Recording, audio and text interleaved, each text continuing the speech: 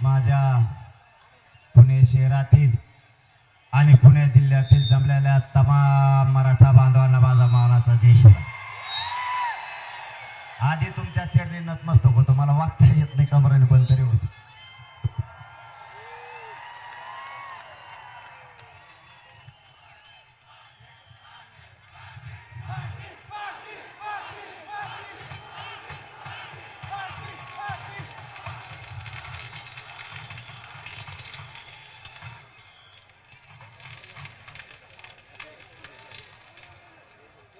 काय वाजले तो असलं छगन भुजबळच्या धूर निघले ना, धूर निघायला लागला कोकण।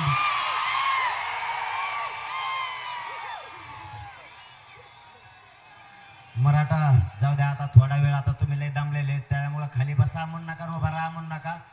15च मिनिटात तुम्हाला रिकामा करतो, कारण तुम्ही पुरा देश हादरेला आहे। महाराष्ट्रात हादरेला पण देश सुद्धा हादरेला आहे। त्यामुळे आता जास्त बोलायची गरज नाही, सगळ्याला कळून चुकलं मराठी काय करू शकतात भाऊ। कोणाचे तांगे पलटे होऊ शकते हे आतापासूनच कामाला लागलेत लोक।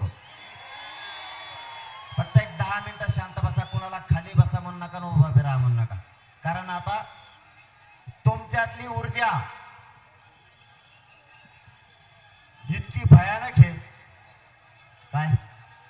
अरे बसा भाऊ, खाली बसा, इथले बसा, जसं बसा तसं प्लीज बसा बसा। आपल्याला सकाळपासून चालते तयार कदर करायला लागल।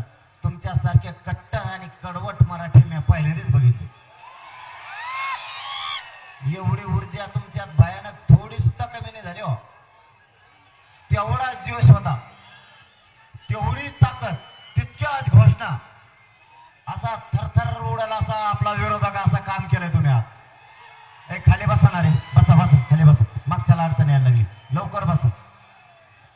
12 वाजल्यापासून लोक चलत आहेत, पटापट बसा, जशी जागा मिळेल तसं टेका, कारण सगळे आपलेच भाऊ येतं, मागचे पण आपले पुढचे पण आपले। बसा बसा लवकर बसा, लवकर बसा, लवकर बसा रे। सगळे बसले तर तुम्हालाच बसायला काय झालं रे? बसा बसा बसा बसा ना। आता तुम्ही का उभा राहिले? ते बसले आणि तुम्ही उभा राहिलात का? बसा बसा लवकर बसा।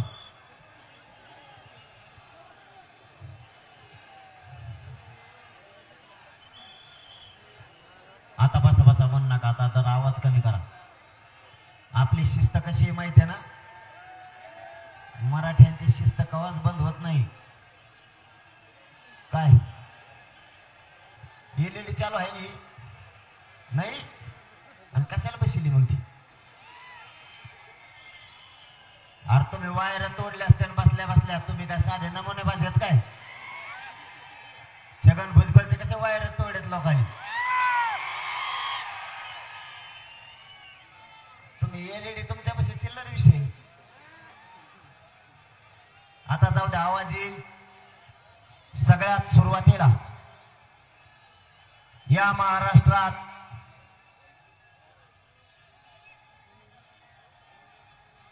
सरकारकडून दहशत पसरवली जात होती। इतकी दहशत पसरवली की मराठा कधीच एक येणार नाही असा गैरसमज पसरला। मराठा कधीच एक होऊ शकत नाही किंवा आता येणार नाही असा या 8 दिवसात गैरसमज पसरला। बसा बसा म्हण नका, गप्प बसा तुम्ही। उभा राहिल्यावर ऐकायला तर त्याला काय बरं। आता तुम्ही इतक्या जवळ असून तुम्हाला प्रॉब्लेम आहे, सगळ्यात मागच्याने काय करायचं? त्यांना तर काही दिसणार, तर ऐकायला येत ना सगळे। हे बघा, आपल्याला काही गोष्टी सहन कराव्या लागतात। काय करायचं तुला बसून? मागच्याचे काय हाल असते माहिती आहे तुला? त्यांना येत आहे का ऐकायला? तुला इथले इथं काय प्रॉब्लेम आहे? चल बाहेर नाही तर उगाच आपल्यातल्या आपल्यात असं नाही केलं पाहिजे विनाकारण। काही लोकांना लगेच दिसत नाही, त्यांचा काय विषय असेल ते बिचारे गपचेप ऐकतात ना। इथं मराठ्यांच्या आरक्षणासाठी, मराठ्यांची एकजूट दाखवण्यासाठी, जात मोठी करण्यासाठी आपण आलेलो, लक्षात असू दे।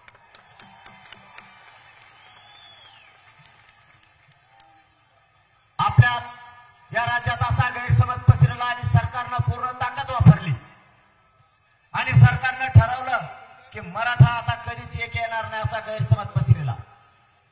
सोलापूरला प्रचंड ताकदीने मराठा समाज एकजूट झाला, सांगलीलाही झाला, साताऱ्यात पण झाला.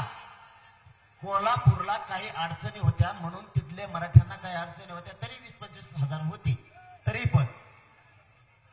पण काही जणाला वाशा उकळ्या फुटायला लागल्या की भयानक. त्यांना काय करावं काही सुचायना.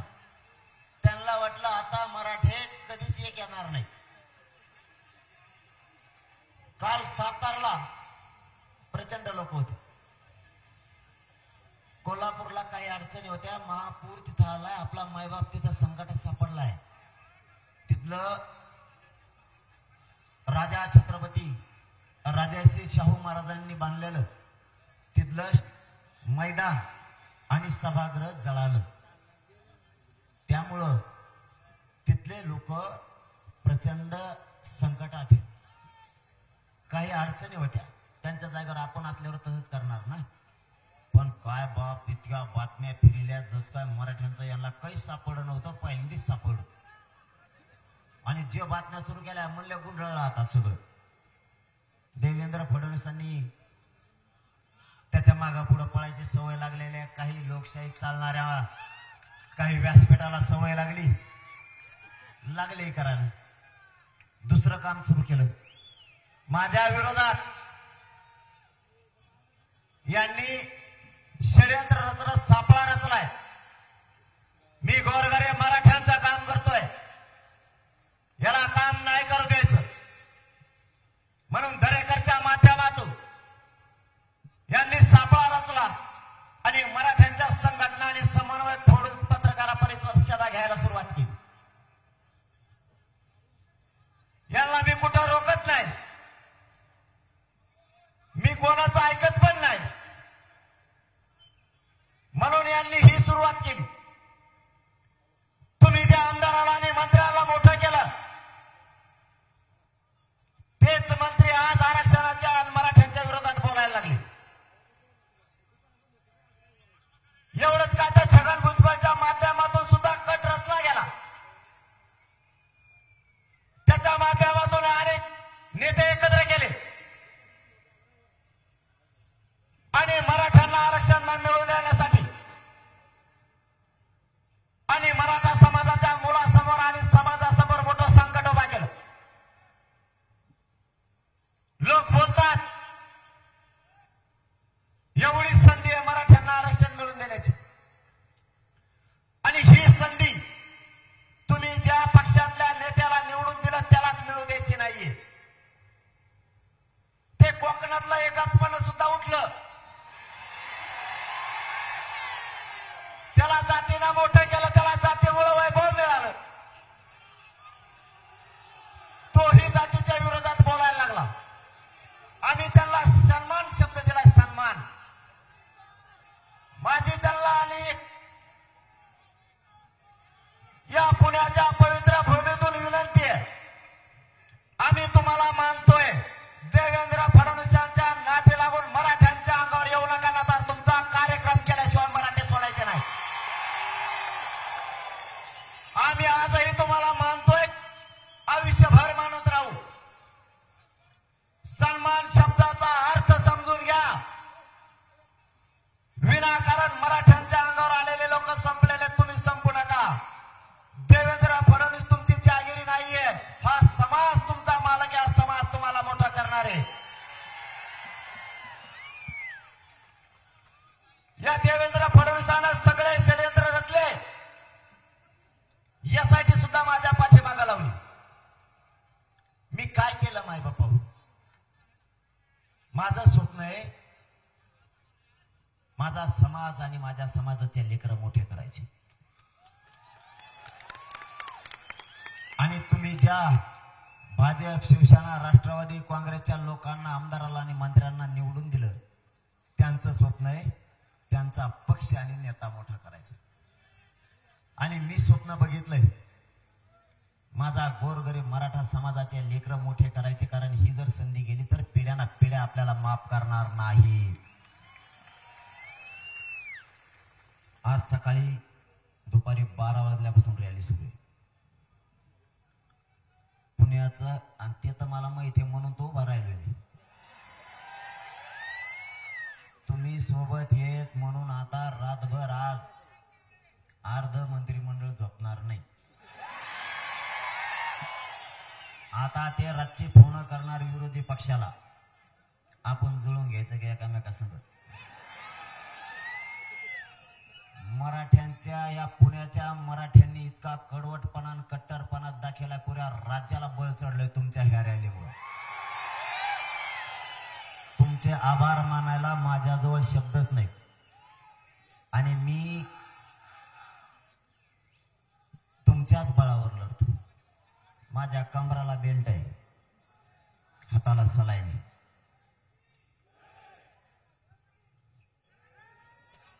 माझ्या खाली बसा, पुतळा दिसत नाही, खाली बसा.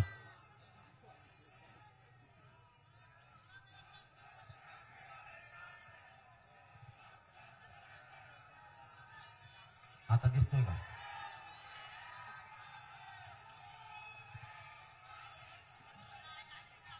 आज अरे पुण्याच्या लाईट घातली, नेट घातले तर घालून दे, काय करतो मग आता? आपली सत्ता आल्यावर आपण मोठे लाईट बसू, मोठ्याला नेट बसू. 2-3 महिने त्रास सहन करू. आता काय करतो? दुसरा काय पर्याय आहे का आपल्यापाशी? पण आपल्या अंगावर यायची हिंमत यांची 6 बी पक्षाची नाही, मराठ्यांच्या अंगावर यायची. तुमचे कशा आभार मानावं माझ्याजवळ शब्दच नाहीत भाऊ. काय ती ऊर्जा होती तुमची. 10, 11, 12 वाजल्यापासून कात्रज पासून सुरुवात झाली भाऊ, आणि सगळ्याचे डोळेच फाकले. त्यांना काय मिळत लागा ना, इतके लोक आले कुठून, का नाही येणार? मी काहीच नाही केलं. मला उघडं पाडायचा प्रयत्न केला, मला बदनाम करायचा प्रयत्न केला, मला एकटं पाडण्याचा प्रयत्न केला. कारण काय माहितीये का? माझं स्वप्न आहे आणि त्यांचं स्वप्न आहे. स्वप्न आहेत 2. स्वप्न आहेत 2. त्यांचं स्वप्न आहे त्यांचा पक्ष नेता मोठा करायचा, आणि माझं स्वप्न आहे माझा समाज आणि माझ्या समाजाचे लेकरं मोठे करायचे. त्यांचं दुखणं आहे, मी त्यांना मॅनेज बी होत नाही, फुटत बी नाही. सगळ्यात मोठं दुखणं आहे त्यांचं. मग काय करायचं? तर ती मागच्या दारातून आमदार झालेली मावशी हाताखाली धरली आणि त्याने पडेल फिडेल सगळा माल गोळा करायला चालू केला. माझ्या विरोधात बोलायला सगळा माल गोळा केला, आणि सगळे मागच्या दारातून आमदार झालेलेच. जे माझ्या समाजाच्या विरोधात बोलन, माझ्या विरोधात बोलन, त्याला लगेच विधान परिषदेवर आमदार. आणि सगळे बिगर मिशावलेच. फक्त टिकला लावायचं काम आहे. असा माल जमा केलाय सगळा. बरं ते टिकत नाहीत. बरं तू एवढं बोलला, आणि आता हे बुट्टे म्हणते एकदा मुंबईला चक्कर मारून यायची बुवा.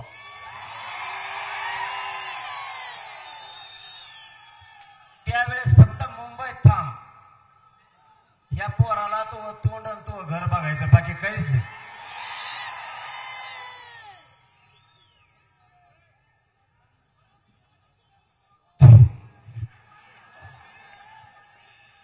अरे त्यांना निभारी नाही, तुम्ही काळजीत ना करू त्यांची. मी एकदा कचा कचा बोलायला लागलो ना, ते पाणीच पितात 2-2 लिटर. मी फक्त सन्मान करतोय म्हणून बोलायला नसतात, त्यांचा सुद्धा बिराड माझ्याकडलं ये. काय असतं, मान सन्मान करायला लागतो. वयानं मोठं असल्यावर ही आपली संस्कृती की, आणि ज्या माणसाचे काही ना काहीतरी समाजासाठी योगदान आहे त्या माणसाचा काही दिवस तरी सन्मान करायला लागतो. पण त्याला सन्मान शब्दच नाही कळाला, मग त्या टायमाला बघू. आता आणखीन एक संधी दिली आपण. आता पुणेकराच्या वतीनं आणखीन एक संधी. इथून पुढे त्यांनी बोलू नये, आम्ही त्यांचा सन्मान करतो. इथून पुढे बोलले की मी असा झापीन ना, मग सुट्टीच नाही.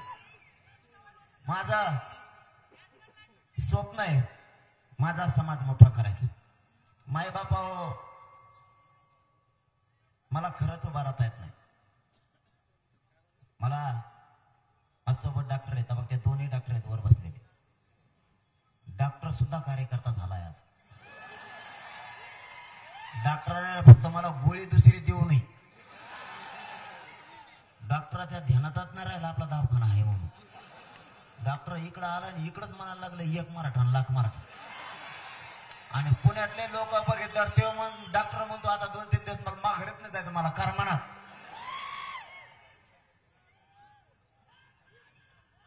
मला इतक्या चमकाने त्यात कमरात आणि माझ्या हातातला सुद्धा सलाईन आहेत. मला रोज डॉक्टरनं सांगितलंय, त्या साताऱ्याचे तर डॉक्टर म्हणले तू आरामच कर, जाऊत नको पुढं. म्हणलं आराम कर. आणि मी आराम केल्यावर एक टप्प्यात आलंय, मग शरीर महत्वाचं का जात महत्वाची. मरू दे म्हणलं, मेलो तो मेलो मी, पण मला पुण्याला जायचं. कारण मला समाजापेक्षा मोठा काय नाही आणि जगून काय करायचं. अरे खाऊन जागायला सगळे चालेत, मी खाऊन जागायसाठी नाही आलो. मला या समाजासाठी काहीतरी करायचं, जगायचंय शेवटपर्यंत वाघ म्हणूनच. कारण आज पुण्यातला मराठा बांधव एकही घरी नव्हता, ना शहरातला ना खेड्यातला. आज तुम्ही अशी धडक मारली, तुम्हाला खोटं बोलत नाही मी. उद्याच्याला किंवा आज 3 वाजता रातची पाठव माझ्याकडे बातम्या येतात, पाठच येतात माझ्याकडे बातम्या. मंत्रिमंडळात धुसफूस सुरू झाली, जर नाही आल्या तर नाव बदलून ठेवी. कारण आजचा दणका असा हाणलाय, तुम्ही बऱ्याच जणांची घट होणारच नाही, आता पातळच होणार आहे. आणि जे जे विरोधात बोलले ते तर म्हणले मी पडलोच आता तर येतच नाही मी. कारण आज तुम्ही पहिलंच लोकसभेला ढिल्लं केलेलं यांना. मराठ्यांची काय शक्ती असते ना, त्यांना आता कस का कळालाय. आणि पुण्यातले बांधव लेकराच्या जातीच्या बाजूने उभा राहिला म्हणून तुमच्या चरणी दुसऱ्यांदा नतमस्तक होतो. आपला बाप आपली जात आहे, आपला बाप आपली जात आहे. आणि आज तुम्ही ज्याला मोठं केलं त्या आमदाराला मंत्र्याला, त्याचा बाप आणि जात तो पक्षाला मानायला लागलाय. इतके हरामखोर अवलादी.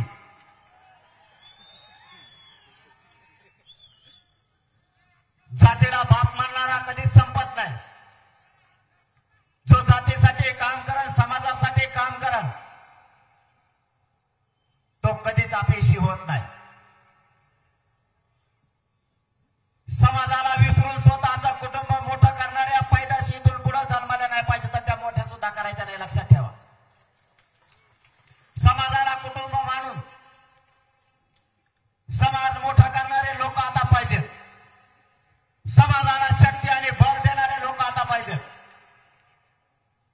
माझे या पुण्याच्या भूमीतून महाराष्ट्रातल्या मराठ्यांना आव्हान आहे. आपला पुण्यातला मराठा ताकदीनं बाहेर पडलाय. मराठ्यातला असणारा कडवटपणा आणि कट्टरपणा पुण्यातल्या मराठ्यांनी देशासमोर ठेवलाय. महाराष्ट्रातल्या मराठ्यांना आव्हान आहे, घरात बसू नका, घराच्या बाहेर पडा.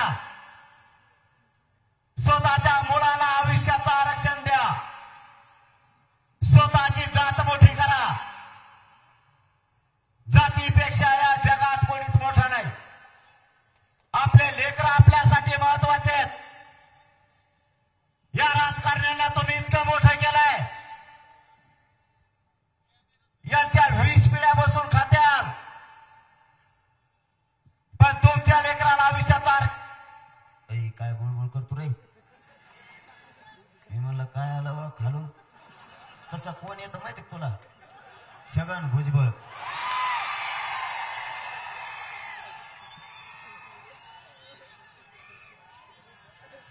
तो सध्या लोकांच्या बाजा खालीच आहे.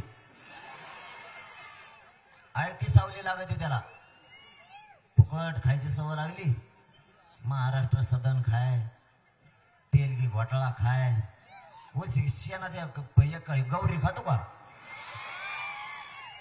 मराठ्याचं आरक्षण खाय. बोगस समितीचा अध्यक्ष, राष्ट्रीय अध्यक्ष केलं त्याला बोगस समितीचं. 16% बोगस आरक्षण मराठ्याचं खातोय देव. ओबीसीचं मायक्रो ओबीसीचं आरक्षण देव एकटाच खातोय. आता शिक त्याचा नाकावरच्याच माया लागला. आता दुसऱ्या बारीने इथं येणार. मराठ्याच्या नादी लागलं अशी फजिती होत असते. मराठ्याच्या जीवावर मोठा झाला आणि मराठ्यांच्या लेकराच्या अन्नात औषध कालवलं. महाराष्ट्रातल्या मराठा समाजाला या पुण्याच्या नगरीतून माझं जाहीर आव्हान आहे. एक महाराष्ट्रात म्हण आहे, मराठे एक येत नाहीत आणि मराठे जर एक आले तर इतिहास घडल्याशिवाय राहत नाही. पुण्यानं सिद्ध केलंय. महाराष्ट्रातल्या मराठ्यांना आव्हान आहे, घरात बसू नका.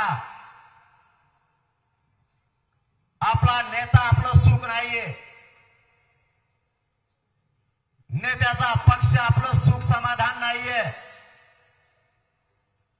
कोणाचं सरकार निवडून आणलं म्हणून आपल्या लेकराला भविष्याचं मिळणार नाहीये. नेत्याचे पैसे बघून आपलं आयुष्य कडेला जाणार नाहीये. मंत्री आमदारांच्या गाड्या बघून आपल्या लेकराचं भविष्य घडणार नाहीये. आपले लेकरं मोठं करण्यासाठी आपल्याला लढावं लागणार आहे. तुमच्या जीवावरती यांच्या 20-20 पिढ्यापासून खात्यात इतकं यांनी कमावलंय. तुमच्या लेकराला आयुष्याचं मिळवून देण्यासाठी महाराष्ट्रातल्या सगळ्या मराठ्यांनी एक दिवस कामं सोडा, पण घराच्या बाहेर पडा. शेतकरी मराठ्यांनी शेतात जाऊ नका. व्यावसायिक मराठ्यांनी एक दिवस व्यवसाय करू नका. रिक्षा चालवणारे, जीप चालवणाऱ्या मराठ्यांनी एक दिवस बंद ठेवा. व्यापारी मराठ्यांनी व्यापाराला एक दिवस जाऊ नका. नोकरदार मराठ्यांनी एक दिवस नोकरी सोडा. कामगार शेतमजुरांनी सुद्धा एक दिवस काम सोडा. वकील डॉक्टरांनी सुद्धा एक दिवसाचं काम सोडा. शहरामध्ये असणाऱ्या मराठ्यांनी सुद्धा खेड्यातल्या मराठ्याप्रमाणेच काम सोडा आणि ज्या ज्या ठिकाणी आपली तारीख आणि वेळ दिलेल्या त्या शहरात जिल्ह्यातला ताकदीनं मराठा समाज एकवटा. आपल्याला आपले लेकराने जात मोठी करायची. यांचा हसू होऊ देऊ नका. जर तुम्ही एक नाही आले तर पुढच्या पिढ्या आपल्याला कधीच माफ करणार नाहीत. या लोकांचा हसू होऊ देऊ नका. तुम्ही जर नाही जमलात, तुम्ही जर एकजूट नाही दाखवली तर हे आपल्याला हिनवायला लागलेत, अपमान करायला लागलेत. यांना तशी वेळ येऊ देऊ नका. महिना 2 महिन्यातून एकत्र येत जा. तुमचं एक दिवसाचं नुकसान झालं तरी चालेल, पण करोडो मराठ्यांच्या लेकराचं जर कल्याण होणार असलं तर एक दिवस सगळ्यांनी काम सोडून आंदोलनात सहभागी होत जा. आपल्या जातीपुढे साधे संकट उभा नाही राहिलेत. 5 मिनिटाच्या आत सगळे संकट सांगतो तुम्हाला. सरकारचं संकट मराठ्यांवरतीचे, विरोधी पक्षाचं संकट मराठ्यांवरती, छगन भुजबळ सारख्या ओबीसी नेत्यांचं संकट मराठ्यांवरती, देवेंद्र फडणवीसांनी मराठ्यांच्या संघटना आणि समन्वय फोडायला सुरुवात केली. जातीच्या विरोधात जाऊन काम करणारे मराठे हे मराठ्यांच्या पायदाशी आहेत का नाही याचाही विचार मराठ्यांना करावा लागणार आहे. आज जात संकटात सापडलेले असताना जातीच्या बाजूने उभं राहायचं सोडून तुम्ही सरकारच्या बाजूने उभं राहायला लागला. ते एक संकट. संकट सांगितले 5. 6वं संकट सांगतो. मराठ्यांचा वकील जर असला त्याला जातीवादावर बोललं जातं. एखाद्या वकिलाने पैसे जर कमी नाही केले तर त्याला म्हणतात तू मराठ्याचा आहे म्हणून पैसे कमी करीना का? याच्यात मराठ्यांचा जातीचा काय समान? एखादं हॉस्पिटल जर मराठ्यांचं असलं तर त्या डॉक्टरला बिल कमी नाही केलं तर म्हणतात तू मराठ्यांचा आहे म्हणून बिल कमी करी नका. इथं जातीचा काय समान? तो वावर घेऊन दे ना पैसे, त्या डॉक्टरचं बिल फुकट कवर खातो. इतके संकट मराठ्यावर आहेत. महसूल विभागात एखादा मराठ्यांचा अधिकारी असला तर त्यालाही त्रास. शिक्षक मराठा असला त्यालाही त्रास. पोलीस मराठा असला त्यालाही त्रास. कोणचंही क्षेत्र असू द्या, जाणून बुजून मराठा टार्गेट केलाय. या पुण्यातून पुणे जिल्ह्यातल्या मराठ्यांना आणि महाराष्ट्रातल्या मराठ्यांना माझं आव्हान आहे. अधिकारी लवकर होता येत नाही. झालेल्या अधिकाऱ्यांच्या पाठीशी ताकदीनं मराठे उभा राहत जा. अजिबात इथून पुढे मराठ्यांच्या अधिकाऱ्यांना त्रास होता कामा नाही. हे सगळे त्यांच्या जाती आणि जातीचे अधिकारी सांभाळत आहेत. जातीने एकजुटीनं बळ द्या. आरक्षणामुळे बसलेले फटके, मराठा समाजाला नोकऱ्या मिळत नाही, उच्च शिक्षण मिळत नाही, केंद्रीय कॉलेज सुद्धा मिळत नाहीत. आरक्षण नसल्यामुळे मराठ्यांच्या अधिकाऱ्यांच्या बढत्या सुद्धा होत नाहीत. मागून येऊन पुढे जातो, पण मराठ्यांचा अधिकारी त्याच खुर्चीवर आहे. मग त्याच्या काय खुर्चीला काय फेविकॉल लावलं का काही की? मराठ्यांच्या बढत्या होत नाहीत. वरून यांचा त्रास. आम्ही स्वप्न बघितलंय. आमच्या शहरातल्या नोकरदार मराठ्यांनी स्वप्न बघितलंय. त्याची मुलगा मुलगी डॉक्टर झाली पाहिजे, इंजिनियर झाली पाहिजे, IAS IPS दर्जाचे अधिकारी झाले पाहिजे. त्यांनी पण स्वप्न बघितलंय. माझ्या शेतकरी मराठ्यांनी सुद्धा स्वप्न बघितलंय, माझंही लेकरू अधिकारी झालं पाहिजे. रिक्षा चालवणाऱ्या मराठ्यांनी माझ्या स्वप्न बघायचं नाही का की माझं लेकरू अधिकारी झालं पाहिजे. ट्रॅक्टर ट्रक चालवणाऱ्या टेम्पो चालवणाऱ्या माझ्या मराठ्यांनी स्वप्न नाही बघायचं का? बसूनच बोलत आता काय करतो, जाऊ दे तिकडे, जे होईल ते होईल. आता मी येऊ बी आता मरायला निघालेलो ते होईल. हा, आणि मग तुम्ही माईक धरून मी काय करू? सत्ता यायच्या आधी झिसकून घ्यायला लागले काय? छगन भुजबळ पाठीला काय तुम्हाला? त्याला तर ना सुधारूनच देत नाही मी आता. आपल्या मराठा समाजाचे सुद्धा स्वप्न आहेत. प्रत्येकाला वाटतं आपलं लेकरू अधिकारी झालं पाहिजे. फक्त राजकारणाच्या लोकांच्या मागं पळायचा नाद सोडू नये. माझी तुम्हाला हात जोडून विनंती, हे राजकारणी लोक आपल्या लेकराला कधीच मोठं नाही होऊ देणार. ओळखा, आपण आपल्या नेत्याला ओळखा.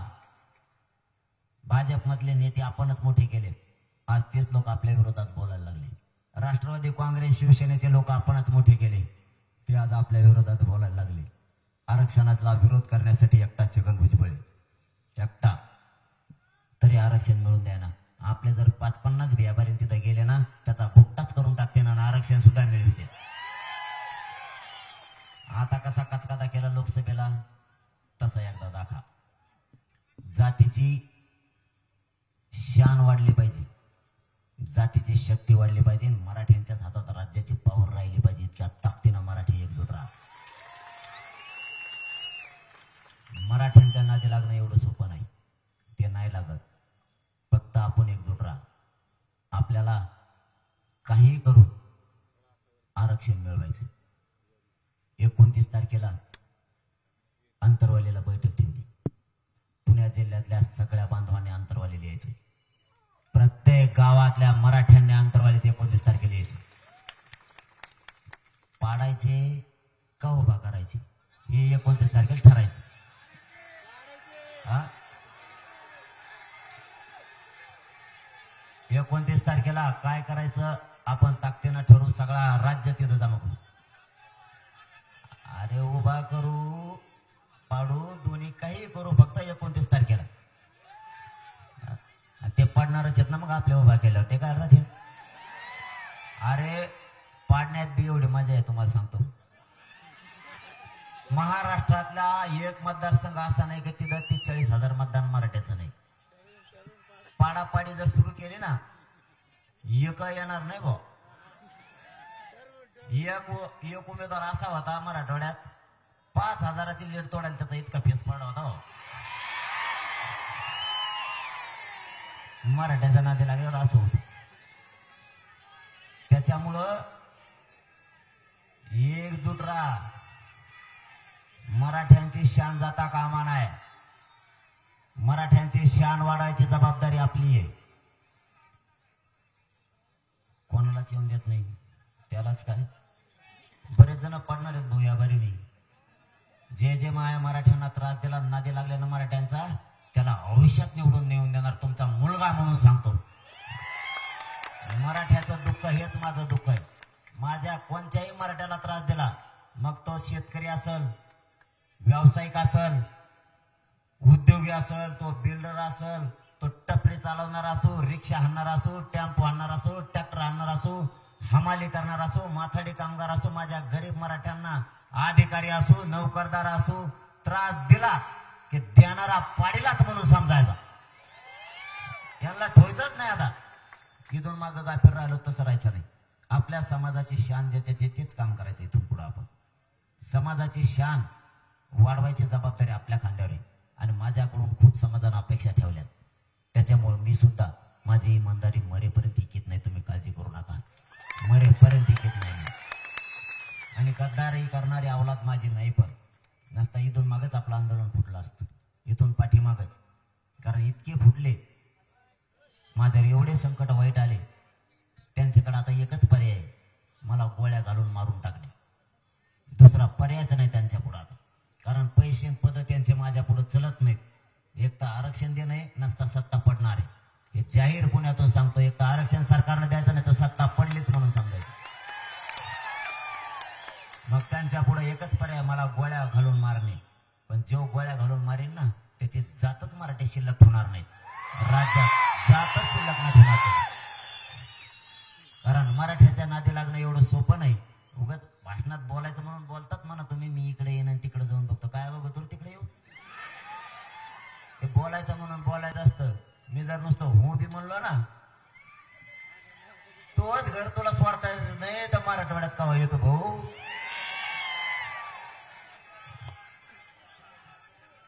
त्याच्यामुळं लय नाटकं समाजाच्या विरोधात नाही करायची. समाज एवढी धार असती.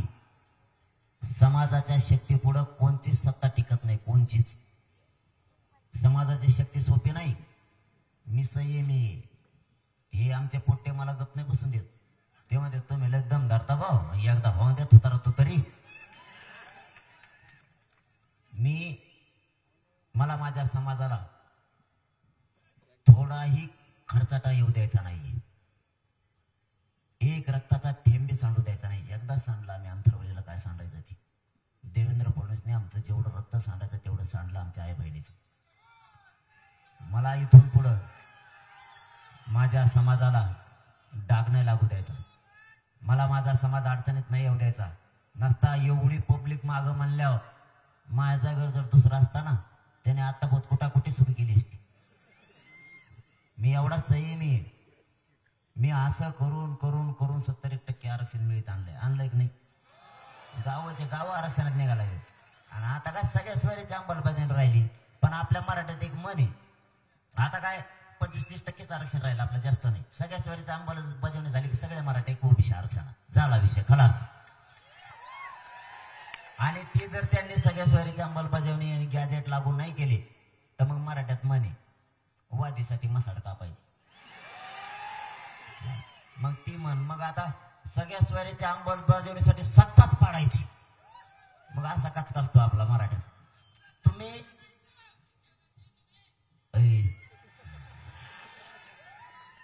आपल्या गोरगरिबांची आणायची. मला काय व्हायचं नाही. मी स्वार्थी असतो तिथून मागच पळून गेलो असतो. मला काय नको. मला फक्त तुमचे लेकर अधिकारी झालेले बघायचे आणि मराठा शक्तिशाली बनल्याला बघायचं. माझ्या समाजावर अन्याय मला नाही सहन होत. नसता खुशाल घरी झोपून राहिलं असतं. मला एक दिवस सुद्धा तुमच्याशिवाय निघत नाही, एक घंटा सुद्धा. मी जर 2 दिवस अंतरावळीत राहिलो तर माझा तिळ दिवस तुटतो. मला असं वाटतं की माझ्या समाजाचं आरक्षण जवळ आलंय, आपण कवर बसून राहायचं. आपण सतत कामात राहू. आपला समाज लय खचलाय. आपल्या समाजावर लय संकट आणले. आपला समाजाला एवढंच मिळून द्यायची संधी आहे. जर एवढ्या वेळेस माझ्या समाजाला दगाफटका झाला तर माझा समाज आयुष्यात कधीच एकत्र येणार. म्हणून मी रातपाट एक करतो. मी कसलाच विचार नाही करत. आज 12 वाजल्यापासून गाडीवर आहे. तुम्ही उपाशी आहेत, मी सुद्धा उपाशी. आपण दोघंही उपाशी आहेत. पण काय शक्ती असते ना, काय ऊर्जा असते ना, ही देशानं मराठ्यात बघितली. आज यांच्या पोटात काय नसून यांची तीच ऊर्जा आहे. एकही माणूस परत माघारी जात नाही. एका जागेवर बसते सगळे, एकही उठून हलत नाही. एवढी मराठ्यांची एकी कशी झाली ते इंग्लंडला का हॉलंडलाच लिहायला लागलेत. आता मला वाचता येत नाही इंग्लिश, पण मला एक दिवस दाखवलं एक जण, ते म्हणलं तिकडच आलंय बाबा हे. आयला म्हणलं इकडं सगळं जिलेबी सारखंच लिहिले, आळे आळे आळे आळे आळे सगळं. म्हणजे मराठ्यांची दखल आता कुठं चालली. मराठे काही करा, आपल्या लेकरं शक्तिशाली बनवा. आपलं आयुष्य गेलं, आपल्या लेकराचं काय? कुणाच्या नातवाच्या कामाला येईल, कुणाच्या बहिणीचे येईल, कुणाच्या भावाचे येईल. आरक्षण मिळवायचं काही करू. एकदा फक्त नाविलाज म्हणून आपण आपल्या नेत्याला एकदा विचारा, तुम्ही आमचं आरक्षण द्या. नसता एवढ्या वेळेस आमच्या मागं उभा राहा. आपण आपल्या नेत्याला उद्यापासून सुरू करायचं. 75 वर्ष आम्ही तुम्हाला दिलं, फक्त 5 वर्ष आमच्या मागं उभा राहा. ते जर नाही राहिला तर समजायचं ही अवलाद आपली नाहीच, फक्त मोठं होत तर आपल्याकडून होती.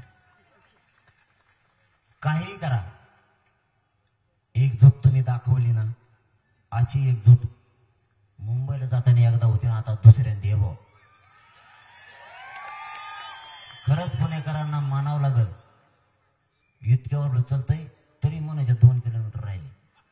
मला तर काही सुचाना. म्हणलं ठुली अशी किती लांब. त्या पोराला परत बोलून घ्यायचं. म्हणलं किती लांब राहिलं रे. ते म्हणलं हे काय ईद ईद म्हणत म्हणत म्हणत किती वाजले राहता. तो आम्हाला 2 वाजता म्हणला होता हे काय ईद आले. इतकं चलत होत कातू कातू तरी उरकाना. त्या पोलीस बांधवाची फजित लुटू लुटू. मला एक कळलं नाही तुमचे काम. पोलीस जागा करतात, पोलीस तुम्हाला लुटतात का तुम्ही त्यांना लुटतात? मला मिळत लागा ना. कोण कुणाला लुटीत होतं मिळच नाही. त्यांची फजिती मारण्याची केली तुम्ही, त्याने तुमची केली. कारण तुम्ही रेटानं ते तर काय करते. आणि मुंबईत जायचं नको आता का जायचं?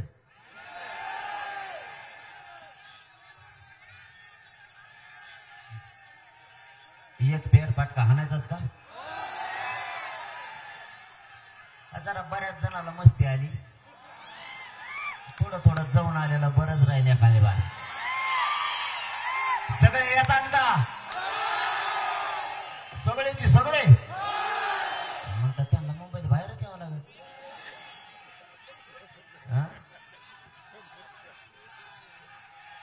2 कामं करून काय मग आपण 29 तारखेला निवडणूक लढायचे का पाडायचे? आणि तुम्ही म्हणता तसंच होईल, काळजीच करू नका. तुम्ही म्हणता तसंच होणार आहे, तुम्ही काळजीच करू नका. कारण मला सुद्धा काही मर्यादा आहे. मला बी मर्यादा आहे. किती दिवस लढायचं आणि किती दिवस नाही. देशातला मराठ्याचा किंवा कोणत्या जातीचा एवढा मोठा लढा झाला नसता. 1 वर्ष सलग हे आंदोलन सुरू आहे. देशातला पहिला मराठ्यांचा लढा आहे. सलग सातत्यानं. आणि टेम्पो तेच लाखात लोक पुन्हा कमी जास्त नाही झाले. ही देशात कधीच असला लढा झाला नसता.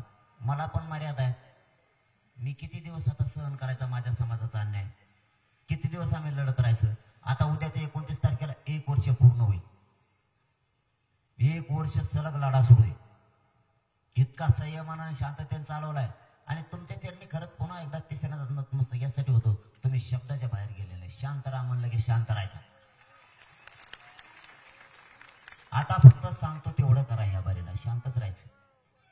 जर 29 तारखेला पाडायचं किंवा उभा करायचं ठरलं, समजा उभा करायचं ठरलं, तर तुमच्या मागे एक काम, उमेदवार लई येत. अरे उमेदवार उभा करायचं म्हणल्यावर ते आलंच ना. आता समजा उमेदवार उभा करायचं ठरलं, तर आता एक काम करायचं तुम्ही. आधी मला करायला लागेल, मग तुम्ही करा. कारण हुंबल अशी झाली, उमेदवार उभा करायचं म्हणलं की इतके उमेदवार आहेत मराठ्यात. अगं बाय बाय बाय बाय, अरे इतके बाप, माया संगत 150 आहेत. एका गाडीत 6-6. इतका नाद असतो का राजकारणाचा पुढं? आपलं काय ठरलंय?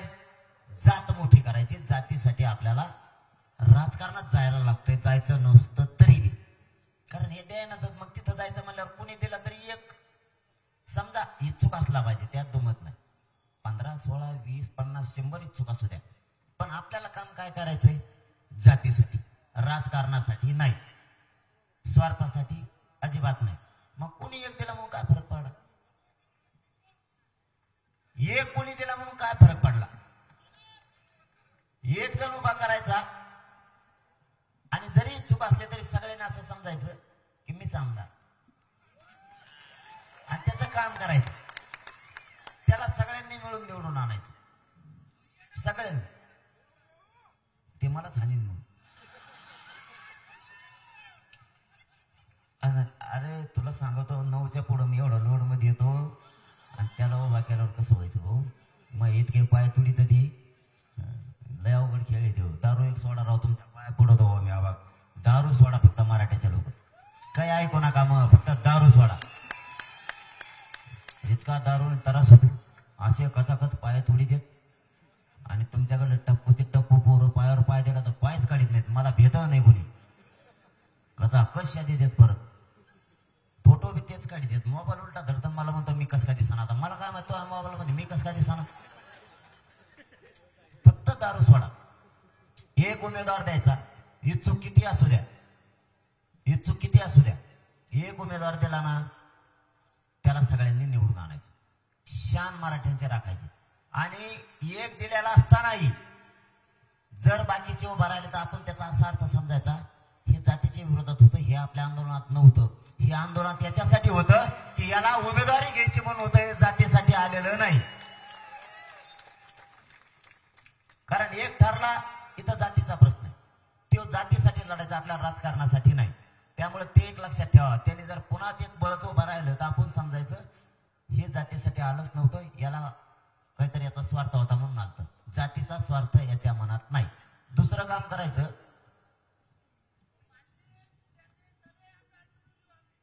मी उभा करतो मग जाऊन देईन काय. भिडात असंच म्हणतात, कोणत्या जिल्ह्यात जातो मी असंच म्हणतात, एवढ्यावर पाडायचंच म्हणतात. आणि सगळ्या जातीचे लोक म्हणतात, नुसत्या मराठीच्या नाही, सगळेच म्हणतात एकदा पाडाच. अरे मुसलमानात आपल्या पुढे आहेत. मुसलमानात म्हणजे एवढ्यावर पाडो. मी पाडा म्हणलं की ते म्हणतात पाडो. म्हणलं पाडो तर पाडो, जाऊन दे पाडो सगळे. इतका जॉईंट झाला ना, एकदा दलित मुस्लिम मराठा 12 बोलत वेगळ्या संपला. यांचा कार्यक्रम संपला. दुसरं काम करायचंय, मतदान मराठींनी यावेळी 100% करायचं. 100% एक शिक्का चालायचा. म्हाताऱ्या माणसासहित मतदान करायचं. बाहेर गेलेले पोर नोकऱ्याला मतदान दिवशी गावाकडे यायचं. मतदान 100% करायचं म्हणजे करायचं. एकही फुल्ली वायाला जाता कामा नाही. इतकं सावध राहायचं. आतापासूनच शिकवायला लागलोय मी तुम्हाला. फोन, तिसरं काम फोन याच्यासाठी वापरायचे, नुसते पाहुणे जागे करायचे. 3 महिने काम करा, 5 वर्ष मराठ्याचं कल्याण झालं. नुसते पाहुणे जागे करायचे. जो पाहुणा ऐकत नाही त्याचे जावई नेऊन बसायचा. त्याला म्हणायचे एवढी बार मस्त त्या पक्षाचा आहे, पण तो पक्षाला काढी लागून दी. एवढी बार जातीसाठी कर. जावं तिथून उठूनच द्यायचं नाही, जावं सासऱ्या पुढे नेऊन बसायचं. इतकं फोनचं काम राईट करायचं. चौथं काम, राजकारणी लोक इतके चाबरे आहेत. एखादा बाबा नादीत येत आणि त्या बाबाला ट्रॅव्हल देतात आणि मग ते तीर्थयात्रेला घेऊन जाय. बरेच आपले भोळे लोक ते म्हणते चला वा देव धर्म करून येऊ, ट्रॅव्हल फुकट हे. आणि ते 31-40,000 मतदान आपलं तीर्थयात्रेला घेऊन जात आहे. तवर आपल्या सीट पडत आहे इकडे. या बारीने आपल्या घरच्याला सगळ्या सांगा, तीर्थयात्रेला मतदान झाल्याशिवाय कोणी जायचं नाही. एकदा मतदान झालं की त्याला म्हणा 5 वर्ष तिकडेच जाय, पुरे दिवस झाल्याशिवाय मग घरी येऊच नको. इतकं काम ताकदीनं करायचं. बोगस मतदान पुरं बाहेर काढायचं. यांनी बाहेर जिल्ह्यातले पाहुण्याचे मतदान इकडे लावले. एक बोगस मतदान होऊन द्यायचं नाही. पोलिस किती आणले गावात तरीही कोणी घाबरायचं नाही. मतदान केल्याशिवाय कोणी शेताकडे फिरकायचं नाही किंवा ड्युट्यात सुद्धा जायचं नाही त्या दिवशी. आता मराठ्यांची अशी मनस्थिती झालेली, तुम्हाला 8वं काम सांगतोय. तुमच्यावर जर दबाव राजकीय नेत्याने आणला, गोरगरीब मराठ्यावर रॅलीला जाऊ नको, सभाला जाऊ नको, प्रचाराला जाऊ नको, गरीब भेटेत. फक्त एक गोष्ट आजच लक्षात ठेवा, मतदानाला जाताना मतदान करताना कोणीच बघत नाही तू कुठं करतो म्हणून. त्याच्या संग झेंडा काय करता मग, खा बी त्याचं कचून. आणि मतदानाच्या दिवशी असा कार्यक्रम दाखवा की तेव्हा म्हणला पाहिजे मी पडच कस काय. त्याच्या कॉलेज शाळावर मास्तर जरी असले तरी मराठीच्या मास्तरांनी पोराच्या जातीच्याच बाजूने मतदान करायचं. नोकरदारांनी सगळ्यांनी, शेतकरी मराठ्यांनी सुद्धा सगळ्यांनी एकजुटीनं मराठ्याच्याच उमेदवाराला मतदान करून त्याला निवडून आणायचं. इतक्या ताकदीने हे करायचं. कारण एका जिल्ह्यात असंच झालं, मराठ्याचे सगळे नेते व्यासपीठावर तरी सीट पडलं. आणि मग त्यांच्यात बेरी सुरू झाली. ते म्हणले मायाला इतके होते व्यासपीठावर, मी कस काय पडलो. ते मला मी केलं तर ते नसेल केलं. असंच करायचं आपण बी. लयच दबावाने असल्या गोरगरीब अरे म्हणायचं मी केलं तर मतदान, पण त्याने केलं नसतं. नुसतं येणे त्याच्यावर त्याने जर ढकलायचं पण यांना पाडायचं. तेच लय डोकं लावतात का, आपण सुद्धा भारी डोकं लावायचं. मात्र मराठ्यात एक परिवर्तन झालं, ते लय मला आवडलं. मराठा पैशासाठी काम नाही करीत. तो हे मतदानाचे पैसे नको म्हणतात आम्हाला, तुलाच राहू दे. तो हे श्रीमंत तो आहे घरी ठेवी.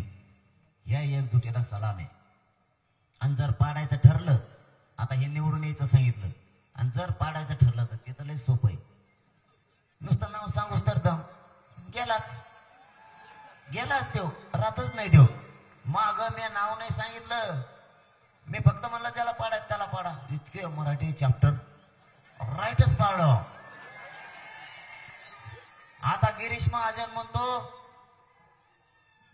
मराठ्याला आरक्षणात नाही मिळू शकत. अरे तो या मतदारसंघात 1,36,000 मराठ्याचं मतदान आहे. येवल्यावाला म्हणतो मराठ्याला आरक्षणच नाही मिळू शकत. तिथं 1,16,000 आहे येवल्यात बी. आणि येवल्याचा तर विषय असा आहे, मी जरी म्हणलो का त्याला निवडून आणा तरी मराठी त्याला पाडणार आहे. इतके पिसाळे आहेत मराठीतील. ते तर येतच नाही रे, त्याला येऊन देत नाही मी. मराठ्याच्या वाटा गेलेला माणूस मी तुम्हाला दुसऱ्यांदा सांगायला लागलो, मी बेगडी नाहीये. मला मराठ्यांच्या कोणत्याही क्षेत्रातल्या मराठ्याला जर त्रास झाला तर मला सहनच होत नाही. मी बदलाच घ्यायच्या मागे लागतो. आणि तुम्ही बी मला उघडं पाडायचा प्रयत्न सरकारने केला, तुम्ही एकजूट दाखवून बदलाच घेतला, त्याबद्दल तुमच्या चरणी पुन्हा नतमस्तक होतो. मला एकटा पाडायचा प्रयत्न केला, तुम्ही बदला घेतला. मराठ्यांना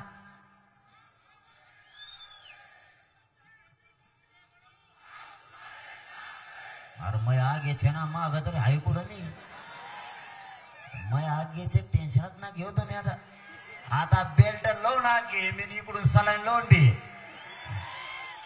म्हणते आता जे होईंगा वय होईंगा काय आता सगळ्यांना माझी पुन्हा एकदा विनंती जात वाचवायचा मराठा समाज शिकला आणि जातीचे लेकरं मोठं करायचं सुद्धा मराठा समाज शिकला. स्वाभिमान वाटायला लागला आता मराठ्यांचा आणि माझ्या जातीत मी जन्मलो त्याचाही मला गर्व वाटायला लागला की जात असा अवतार अशी. नुसती बातमी कोल्हापुरातून काय व्हायरल झाली तर सांगलीतच मराठी पेटले, पुण्यातले तर इतके पेटले की पुरा देश बघतोय आज पुण्यात.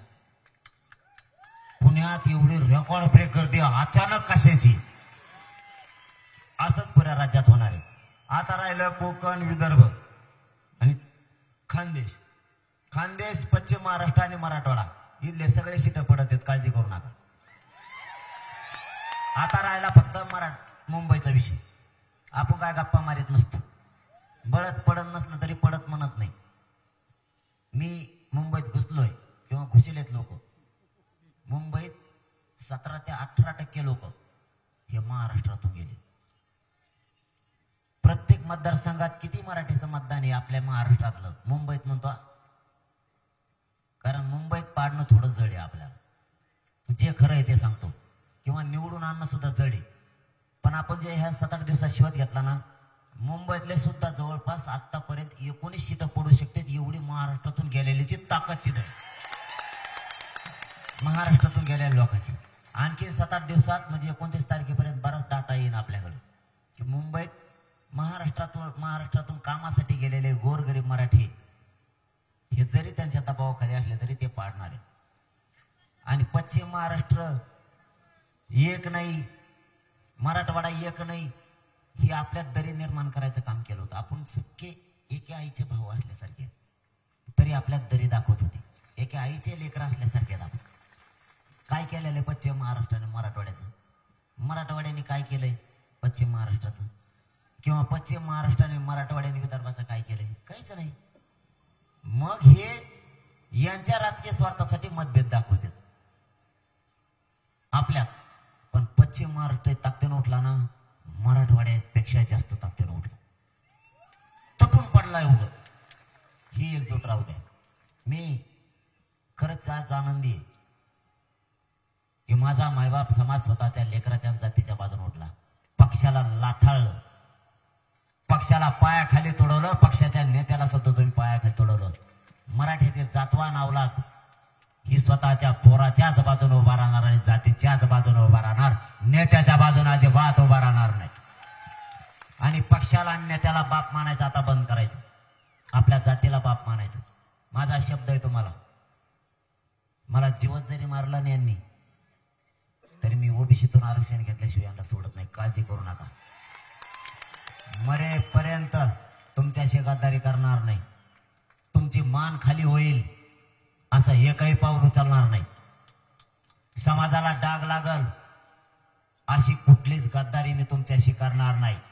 तुम्हाला मायबाप मानलाय ना, तुम्हाला शोभल असाच मुलाप्रमाणे काम करेन, कधीच तुमच्याशी गद्दारी करणार नाही. आपले राजकारणाच्या पलीकडे एकजूट राहू द्या. आपली जात आपल्याला मोठी करायची. सगळ्यांनी आपण आपल्या जाती मोठ्या केल्यात, फक्त मराठींची जात मागं पडली. असेच कणखर बना, असेच कडवट राहा, असेच कट्टर बना.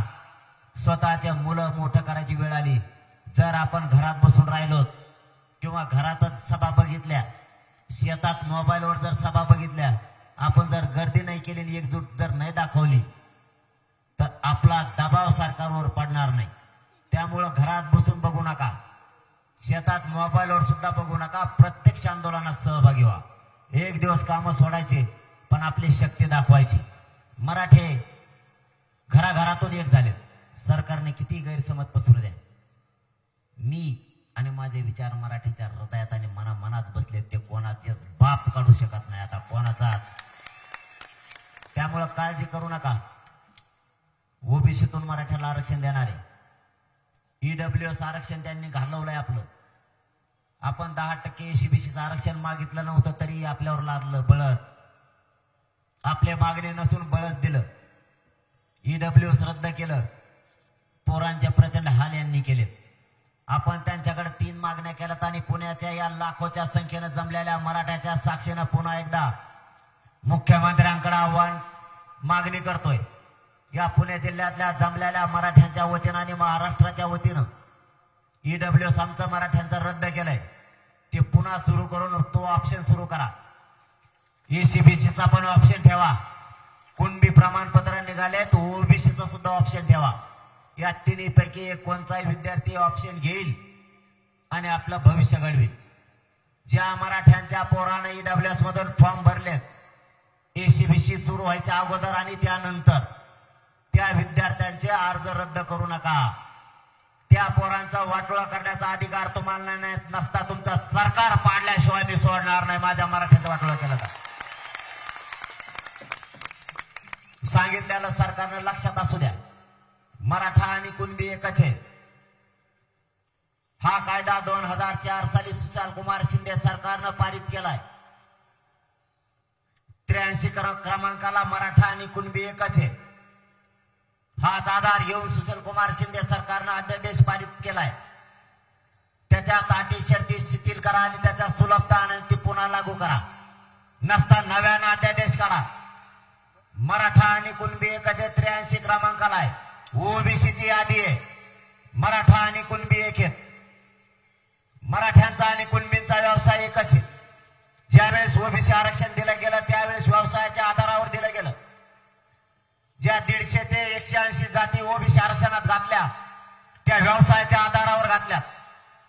आज त्या जाती 350 ते 450 झाल्या. मग ह्या वरच्या जाती आल्या कुठून? ज्या जाती ओबीसी आरक्षणात घातल्या त्या जातीची पोट जात आणि उपजात म्हणून नंतर 400 450 जाती जास्त वाढवल्या.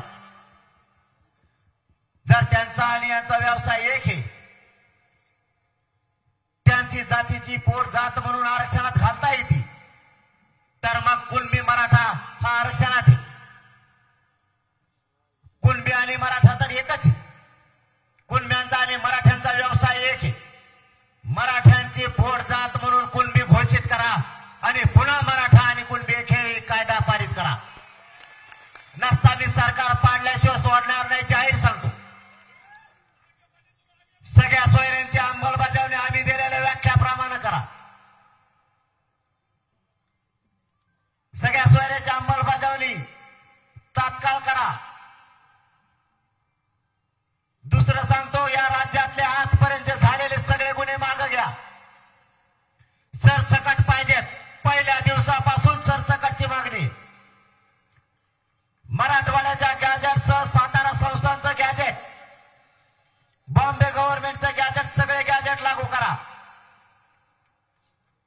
ज्या आमच्या 8-9 मागण्या त्या सगळ्याची सगळ्या मान्य करा. तसा तुम्ही शब्द दिलेला आहे. जर तुम्ही 29 ऑगस्ट पर्यंत नाही केलं, एकदा जर मराठ्यांचा निर्णय ठरला पाडायचे का उभा करायचे, तर मी 1 इंच सुद्धा मागे सरकारणार नाही. सरकारला जाहीर सांगतो. कारण मी माझ्या समाजाच्या शब्दाच्या पुढे जात नाही. समाजाला धोका द्यायची सवय मला नाहीये. तुम्हाला संधी आहे. शिंदे साहेब आणि फडणवीस साहेब तुम्हाला दोघांनाही सांगतो, तुम्हाला संधी आहे. मला आणि माझ्या समाजाला राजकारणात नाही जायचं. तुम्ही आमचा हक्काचं आरक्षण द्या. आमच्या मागण्या पूर्ण करा. नसता हेच मराठे या राज्यात तुमचं एकही सीट निवडून येऊन देणार नाही. ते तुम्हाला जाहीर सांगतो. मराठ्यांनाही माझी विनंती आहे, नेत्याला आणि पक्षाला मोठं करायचं आता बंद करा. तुमचेच लेकरं तुम्हाला उद्या शिव्या घालतील. पुढच्या पिढ्या आपल्याला माफ नाही करणार. तुम्ही पक्षाला नेत्याला मोठं केलं, आम्हाला मोठं करण्यासाठी काय केलं? एवढ्या वेळेस आपल्या लेकराच्या आणि जातीच्या बाजूने उभा राहा. मी तुम्हाला मुलगा म्हणून तुमच्या पायाला हात लावून सांगतो, मी लढायला खंबीर आहे. यांनी किती षडयंत्र रचले तरी देवेंद्र फडणवीस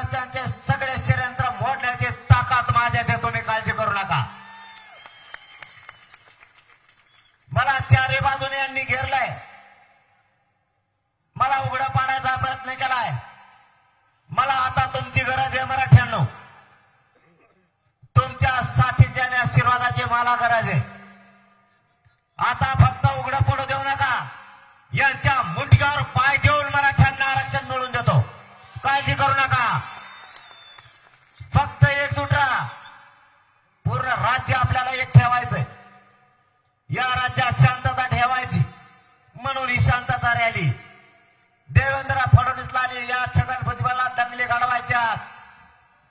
मराठ्यांनी ओबीसीच्या अंगावर जायचं नाही आणि ओबीसीनं सुद्धा मराठ्यांच्या अंगावर यायचं नाही. शांतता ठेवायची. यांचं स्वप्न पूर्ण होऊ देऊ नका. काहीही करा, यांचं स्वप्न पूर्ण होऊ देऊ नका. आपली जात जागी करा. व्यवसायातल्या मराठ्यांना साथ द्या. गरीब मराठ्यांना सुद्धा व्यवसायातल्या मराठ्यांनी साथ द्या. आणि इथून पुढे मराठ्यांनी आणखीन एक परिवर्तन करा. मराठ्यावर संकट आलं तर त्याच्या मदतीला धावून जा. बघ्याची भूमिका घेऊ नका. तातडीने एकमेकांच्या मदतीला जात जा. आपल्याला जात वाचवायची आणि लेकरं पण वाचवायचे. मी जिवंत आहे तोपर्यंत मराठ्यांच्या केसाला धक्का लागून देणार नाही, शब्द आहे माझा तुम्हाला. पण या जगात जर मी नसलो तर माझा मराठा समाज एक झाल्याला तुम्हाला फुटू द्यायचा नाही. जबाबदारी तुमच्यावर आहे, लक्षात असू द्या. जात आणि जातीची मुलं जगवायची जबाबदारी तुमच्यावर आहे. कारण शेवटी हे शरीर आहे. मी पूर्ण आयुष्य माझ्या समाजाला दिले आणि राहिलेलं आयुष्य सुद्धा. मेल्याच्या नंतरही मी सगळे अवयव दान करण्याचा निर्णय घेतलेला आहे. माझ्या शरीराची राख होण्यापेक्षा समाजाच्या कामाला येईल म्हणून पूर्ण शरीर मी दान समाजासाठी केलंय. सांगली साताऱ्यातल्या काही बांधवांनी सुद्धा मला वाटतं घोषणा केली. त्यांनी सुद्धा शरीर दानाची घोषणा केली. माझं तुमच्याकडं पुन्हा पुन्हा आव्हान आहे. आपले लेकरं मोठे करायचेत बरं का. माझ्या मराठ्यांच्या लेकराच्या डोळ्याला पाणी येऊ देऊ नका. मायबाप मराठ्यांनो, 1% हुकलेलं लेकरू जनावरासारखं ओक्साबोक्सी घरी रडत यायला लागलंय. 1% हुकलेल्या लेकराला बापाला काय सांगावं कळत नाही आणि आई बापालाही समजत नाही या लेकराची काय समजूत काढावी. आता थोडे भानावर या मराठ्यांनी स्वतःचे लेकर आणि जातीचे जात आपली याचे अश्रू पुसायचे शिका. कोणी नाही बरं, कोणी कोणाच्या मदतीला नाही येत. स्वतः मोठे उस्तर मराठ्यांच्या पुढं पुढं करतात. ज्यावेळेस आपल्या लेकरावर संकट उभा राहतं ना त्यावेळेस कोणी मदतीला नाही येत. मराठ्यांनो, माझ्या मराठ्यांच्या लेकराला सुशिक्षित बेकार होताना नका बघू. माझ्या मराठ्यांच्या पोरांना आत्महत्या केल्यावर नंतर त्याला बघायला नका येऊ. माझ्या मराठा समाजाला त्रास झाल्यावर नका एक होऊ. आधीच एकजूट राहा. यापुढे माझ्या मराठ्यांच्या पोराच्या डोळ्याला पाणी नका येऊ देऊ. मायेनं पाठवून हात फिरायचं शिका. एकमेकाच्या खांद्याला खांदा लावून लढायचं शिका. जातीचे लेकरं मोठं करायचं बघा. नका रे यापुढे आपल्या मराठ्यांच्या पोरांचे हाल होऊ देऊ. तुमच्या राजकारणापायी माझ्या मराठा समाजाच्या लेकरं नका संपू देऊ. राजकारणात हरामखोर नेते मोठे होतील पण माझ्या मराठ्यांच्या लेकराचं आयुष्याचं वाटोळं होईल. ही निवडणूक एकदा येईल जाईल. हे निवडणुकीच्या काळात तुम्हाला गोड बोलतील. भावनिक होऊ नका. स्वतःच्या लेकराच्या आणि जातीच्या बाजूने उभा राहा. मायबाप, एकदा जर संधी हातातून गेली तर पिढ्याला पिढ्या मराठ्यांचे लेकर आपल्याला माफ नाही करायचे. आपल्या लेकराला आपण काय उत्तर देणार आहेत? बाबा मला का आरक्षण नाही, मी काय कमी अभ्यास केला नाही, मला टक्के खूप आहेत. आई बापाला जर असा लेकराने प्रश्न विचारला तर त्या आई बापाने काय उत्तर द्यायचं?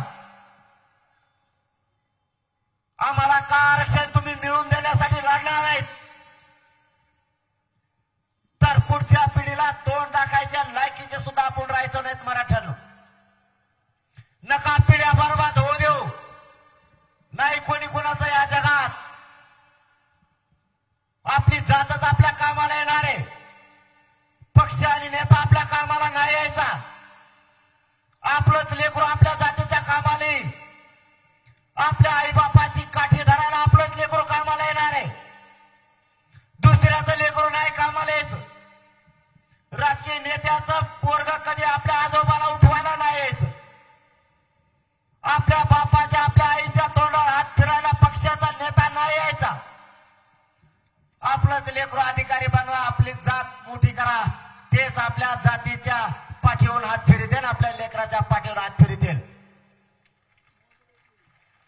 जात मोठी करा रे, जातीच्या बाजूने उभा राहा. माझी शेवटी जाता जाता तुम्हाला पुन्हा हात जोडून विनंती आहे, राज्यातल्या सगळ्या मराठ्यांनी एक दिवस काम सोडून आंदोलनात सहभागी व्हा. जिथं रॅली असेल त्या तारखेला आणि त्या वेळेला आपल्या जिल्ह्यात, आपल्या शहरात, जिल्ह्यातला सगळा मराठा ताकदीनं शहरात या. नोकरदार मराठा, कामगार मराठा, व्यावसायिक मराठा, नोकरदार मराठ्यांनी एक दिवस काम सोडा आणि आपल्या जातीला आणि लेकराला मोठं करण्यासाठी ताकदीने या. मला तुमच्या साथीच्या आणि आशीर्वादाची गरज आहे. मी तुम्हाला हात जोडून सांगतो, पाठबळ द्या. तुमची मराठ्यांची शान वाढवणार, तुमच्या मराठ्यांचे लेकरं मोठे केल्याशिवाय एक इंच मागे सरकणार नाही. शब्द देतो आणि थांबतो. धन्यवाद. जय शिवराय. देश विदेशातील प्रत्येक घडामोडींचे लाईव्ह अपडेट मिळवण्यासाठी आता साम टीव्हीच्या सर्व सोशल मीडिया प्लॅटफॉर्मला लाईक, फॉलो आणि सबस्क्राईब करा.